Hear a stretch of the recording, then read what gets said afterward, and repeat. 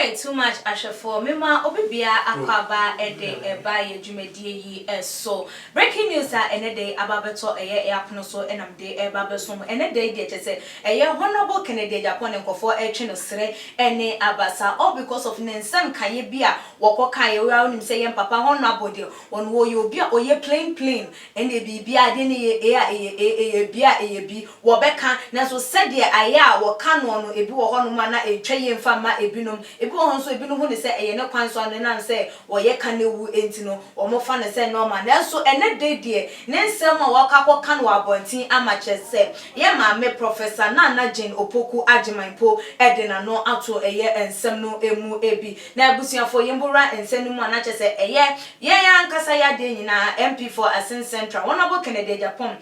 wo koka eye ensem bi edefa eye ajagefo hu ni nyina eye ensem bi a efa na nsase ho nsensem a chese kokoye atwema mentwe e court no won kro ne ba na no na judge no ebu asem no chese wo bu no eye bemdema enkrofo bi no wonu mum ne eko edi etia no ne no na chese ye papa yi eba ya abontia chese obebe chirechire ensem emu na wo chirechire mu na wo kan enam se na wo hu ne se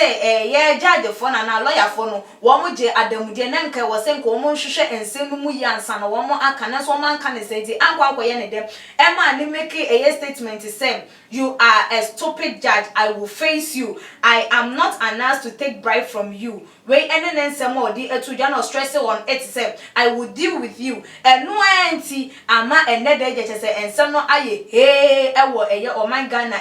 now can't in some way every year abusia for answer one nanu kwada okokotna any show na say yeah kwakwana eye ni host no okotena so e de chopper etu edwa nanso ansa na chopper no beko no na eye judge ni panyi asend no eye warrant na chese won komo hwe nanim say on the 14th of September 2020 ko beba be piem okot no wa kire mu de ntia eni kwan say wo mo etwe no aso nanso ye papa say de wa wonim so ye mranim ni na wonim mramu no wo hyeda eye ne tentem ene oba eye ni page so anase ni TV so ene wo de eye chopper ebebe tu dwa na chese wo chim say wo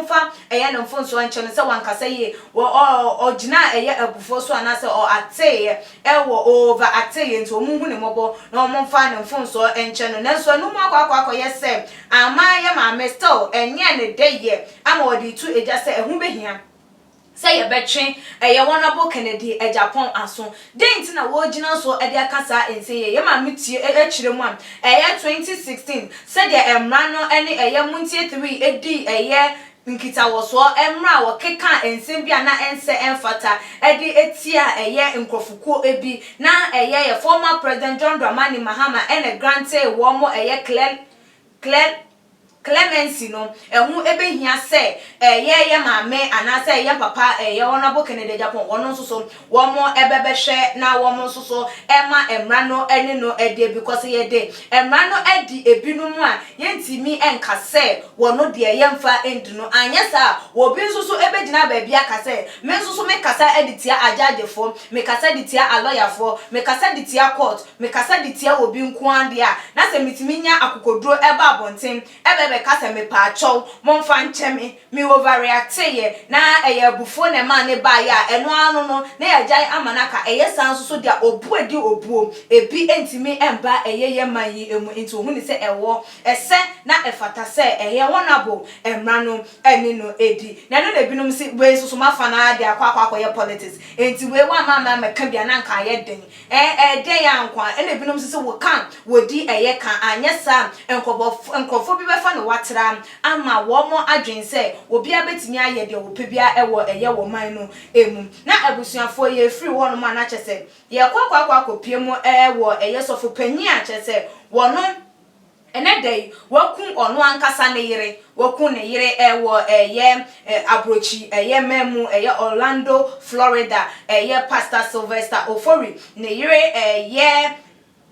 Barbara Ofori awokunu no ene the video bi circulate e social media na chese eye Sylvester Ofori no wo ye na adwen na wosi na adwen pise eye abaya no wo beku no pa eye ni nyina ye se bua na wo bo ne yire ema eye ne yire enua be ma kwate eye ebro no emu enunti wo no nso so ekọ ofie okọ bro eye sofo yi ebi eka che ne se edenti ena wo sa akonya ne se wotimi di sa enoma we edi eye ne nua ba no ho kwaleba ne no na che se ema papa yi ne bufu ya wo gina ho ka kire eye be ma no se won hwe na wo behunu na se won wanku ne nua ba na ene na che se enye onoa na enumu na che se didimu ye ni post bi na che se wo posti kire obi a che se woni obi a che se onye eyi entina da pagya wonsa na month of eyi we ye say che se post ni bebre woni Facebook ne che se na che se ye papa yi wo make eye reference wo kan sem de kire eye abontensofo ana se de kire eye babra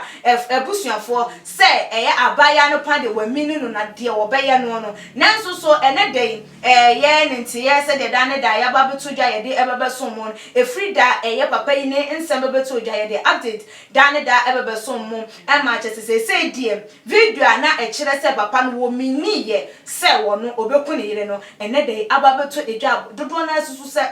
da bi we pa die eni kwan say ye de papa yi ne mfonso eche no da e wo se emra no eni nini na eno na wonam eye Facebook nso so ebinum nso so se hwe da bi o ye nhwehwe nsam no mu enwe ya wontimi njaage se ye mfa no entum wo bekom kra na wondi fo e da binum se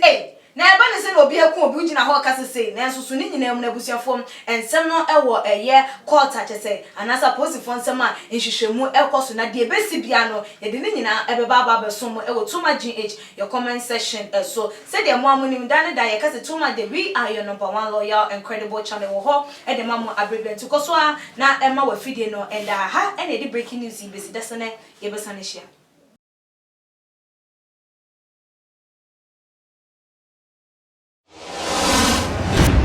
The major prophet kum chacha on say me catch was say bomoden na hwe too much gh on say me kan ye nyene bone pa na kase epe wo wi ase ya asonde nti na adam wo hu nyame ye no nyame no wo hu ne ma bi a wo hwehwehwehwe e wo other place ne ade kat won na bomoden na be hwe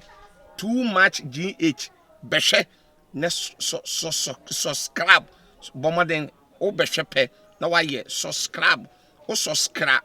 subscribe na subscribe na o subscribe a na wo benya ne ma pe a wo pe ne ma papa a wo pe ahwe nyame hira na ura